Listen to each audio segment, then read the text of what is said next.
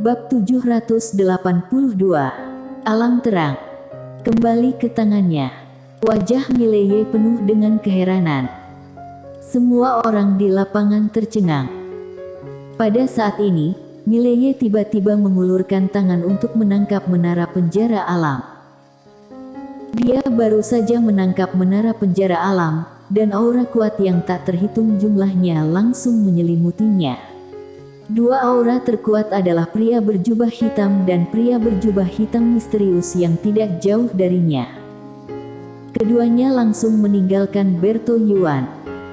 Namun, mereka tidak berani bertindak. Karena Loli berdiri di depan Mileye. Mileye memandang Berto Yuan tidak jauh. "Senior, apa maksudmu? Aku tidak begitu mengerti." Di kejauhan, Berto Yuan melirik Mileye, "Titip sementara padamu." Mileye berkata dengan tegas, "Senior, apakah kamu bercanda? Aku sudah menjual harta ini kepadamu. Aku, Mileye, adalah seorang pria terhormat, dan aku tidak akan pernah meminta apapun yang aku jual, tentu saja. Jika itu diberikan oleh seniormu, itu masalah lain." Berto Yuan berkata dengan sungguh-sungguh, "Mileye, benda ini untuk sementara." Mileye tiba-tiba melambaikan tangannya, "Senior, jangan anggap aku bodoh.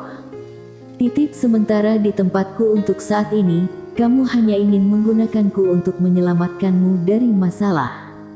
Biarkan aku bertanya, apakah kamu menginginkan benda ini atau tidak?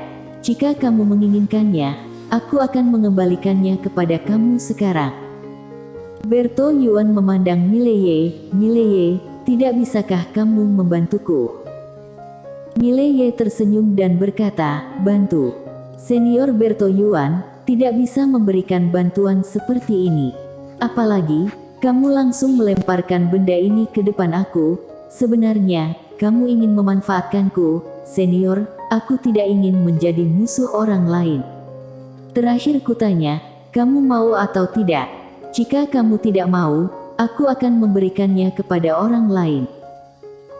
Wajah Berto Yuan sedikit jelek, dia sedikit ragu-ragu. Jika dia menginginkannya sekarang, dia akan diserang oleh kedua orang ini, dan sekarang, dia sudah terluka, dan dia tidak memiliki kesempatan untuk mengalahkan mereka, dan bahkan tidak ada kemungkinan untuk melarikan diri. Pada saat ini, Mileye yang berada tidak jauh pun tiba-tiba berbalik dan melihat ke kanan. "Senior, jika kamu mau, kamu boleh menukar kitab pedang denganku." Di sana, berdiri seorang lelaki tua memegang pedang kuno. Orang tua ini adalah orang tua yang sangat berbahaya yang dikatakan Loli kepadanya saat itu. Orang tua itu melirik Mileye, dan saat berikutnya, dengan lambaian tangan kanannya, sebuah kitab kuno mendarat tepat di depannya. Mileye juga tidak sungkan, dia menyimpan kitab pedang, kemudian melenturkan jari-jarinya. Menara penjara alam terbang tepat di depan lelaki tua itu. Orang tua itu menyimpan menara penjara alam, berbalik dan pergi. Pada saat ini, mata banyak orang di lapangan langsung tertuju pada lelaki tua itu. Orang tua itu sama sekali tidak peduli dengan mata semua orang, dan dia tidak terbang, hanya berjalan perlahan. Sedikit sombong. Pada saat ini, pria misterius berbaju hitam dan pria berjubah hitam tiba-tiba muncul di depan pria tua itu. Orang tua itu tidak memiliki omong kosong, dia tiba-tiba menghunus pedang dan menebas. Jelek. Suara robekan tiba-tiba terdengar. Bang! Pria berjubah hitam langsung terguncang ribuan kaki dalam sekejap. Tidak hanya itu, tetapi begitu dia berhenti, seluruh tubuhnya langsung terbelah menjadi ribuan keping. Jiwa melayang. Semua orang tercengang. Mileye juga terkejut di hatinya, satu pedang langsung membunuhnya. Wajah Bela Yuan dan Loli juga menjadi serius saat ini. Satu pedang. Lapangan tiba-tiba menjadi sunyi. Pria tua itu mengabaikan kerumunan dan berjalan lagi. Pada saat ini, tidak ada seorang pun di sekitar. Mileye memandang Bella Yuan, Nona Yuan, apakah kamu tidak akan mengambilnya? Jika kamu melewatkan kesempatan ini, akan sangat sulit untuk mendapatkannya di masa depan. Bella Yuan menatap Mileye dengan dingin, diam. Mileye tersenyum, Nona Yuan, jangan-jangan kamu tidak bisa mengalahkannya. Jika kamu tidak bisa mengalahkannya, katakan saja. Aku tidak akan menertawakanmu. Sungguh, kamu. Bella Yuan tiba-tiba hendak menembak, Mileye berbalik dan lari. Bella Yuan menatap Mileye dengan dingin, kemudian dia melihat tidak jauh, di mana punggung lelaki tua itu semakin jauh, tetapi dia masih berjalan sangat lambat, seolah-olah dia sedang menunggu seseorang untuk menembak. Di lapangan, tidak ada yang menembak. Kekuatan orang tua itu terlalu menakutkan. Pada saat ini, lelaki tua itu tidak jauh darinya benar-benar menghilang. Bella Yuan terdiam beberapa saat, lalu menghilang. Tak lama kemudian, para master di sekitarnya menghilang satu demi satu. Mileye berjalan ke arah Loli, dan Loli berbisik, benar-benar menyerah.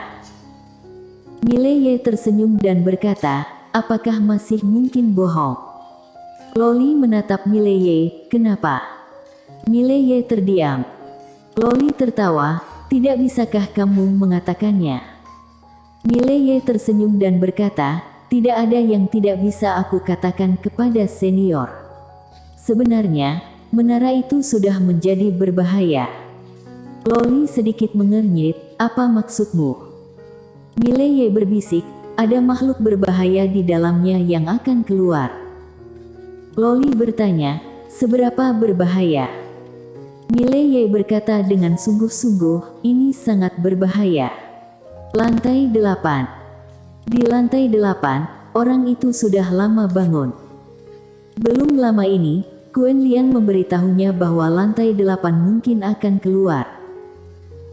Tentu saja, alasan mengapa dia melelang menara ini tidak sepenuhnya karena alasan ini. Alasan utamanya adalah dia tidak dapat bersaing dengan begitu banyak master sekarang. Serahkan sementara waktu, maka dia dapat melindungi diri sendiri, dan dapat membeli lebih banyak waktu untuk diri sendiri. Jika tidak diserahkan, dia dan seluruh wilayah utara akan menjadi sasaran. Yang paling penting adalah menyimpan menara ini tidak terlalu berpengaruh. Tentu saja, dia tidak benar-benar menyerahkan menara ini.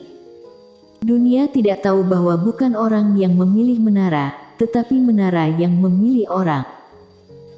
Loli melirik Mileye dan mengangguk, pokoknya, kamu sendiri harus berhati-hati. Mileye bertanya, apakah senior akan pergi? Loli menggelengkan kepalanya dan tersenyum, tunggu sebentar lagi. Mileye berbisik, terima kasih. Loli tersenyum dan tidak mengatakan apa-apa. Mileye tidak mengatakan apa-apa lagi dan berbalik untuk pergi. Dia sekarang harus mempelajari kitab pedang ini dengan cermat. Adapun menara penjara alam, dia tidak mengkhawatirkan lagi sekarang. Di tempat, Loli melirik Mileye, tidak berbicara, berbalik dan pergi. Di langit berbintang yang jauh, lelaki tua berpedang kuno itu berjalan perlahan, di tangan kanannya, dia memegang erat menara penjara alam. Setelah berjalan untuk waktu yang tidak diketahui, lelaki tua itu tiba-tiba berhenti. Lelaki tua itu memandang menara penjara alam di tangannya. Dari luar, menara penjara alam ini tidak ada yang aneh, itu seperti menara biasa.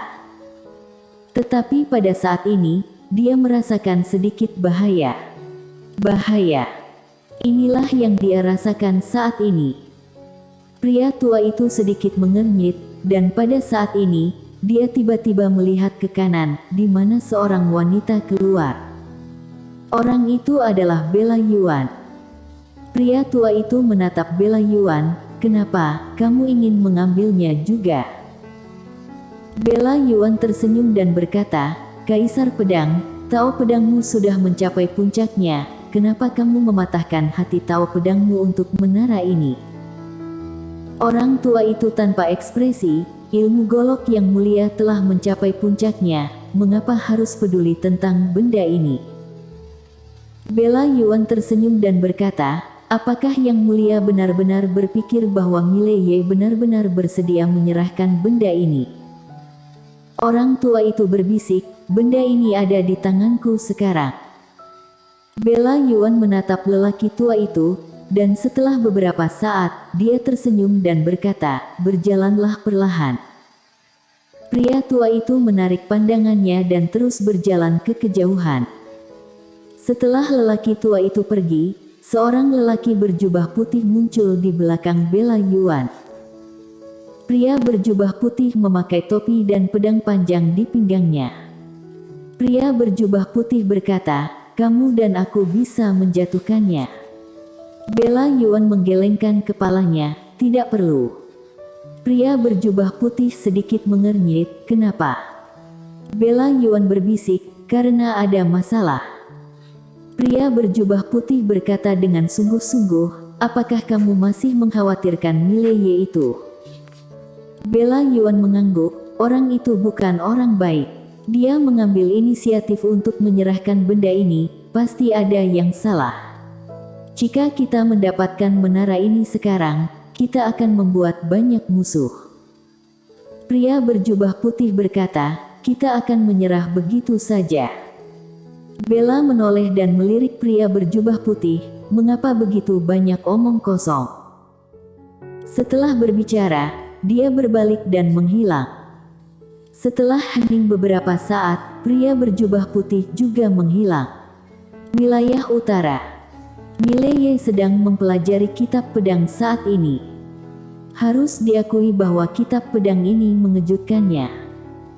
Kitab pedang, salah satu hal yang paling mengejutkan di dalamnya adalah tak terhitung banyaknya pemahaman kultivator pedang tentang Tao pedang. Sangat lincin. Mileye menjadi semakin terobsesi. Tidak mungkin untuk belajar otodidak. Yang paling dibutuhkannya saat ini adalah belajar dari Tao pedang orang lain. Jika prestasi Tao pedang naik ke level berikutnya, dia akan memiliki peluang lebih besar untuk menang melawan Bela Yuan. Di atas alam asli adalah alam terang. Dan alam terang ini mengacu pada pikiran, objek, dan segalanya. Ini sebenarnya kecemerlangan hati pedang. Tapi kecemerlangan hati pedang ini tidak hanya mengacu pada hati sendiri, tetapi juga terang pada Tao pedang sendiri. Melalui menembus semua yang telah dipelajari, menembus pemahaman sendiri terhadap Tao pedang. Ini adalah alam terang. Dan yang harus dia lakukan sekarang adalah menjadi terang. Kitab pedang ini kebetulan dapat membantunya. Karena dari pengalaman Tao pedang ini, dia dapat memverifikasi Tao pedang miliknya saat ini. Sama seperti itu, waktu berlalu sedikit demi sedikit. Di waktu berikutnya, Mileye tidak pernah meninggalkan kamarnya. Di kedalaman langit berbintang yang jauh, lelaki tua berpedang kuno masih berjalan ke kejauhan. Dia masih berjalan sangat lambat. Karena masih ada orang mengikuti dalam kegelapan. Setelah berjalan untuk waktu yang tidak diketahui, lelaki tua berpedang kuno itu berhenti. Dia melihat menara penjara alam di tangannya. Menara penjara alam tidak banyak berubah sampai sekarang, tetapi dia menjadi semakin gelisah. Bahaya. Memegang menara ini, dia merasa semakin berbahaya. Bagaimana bisa berbahaya?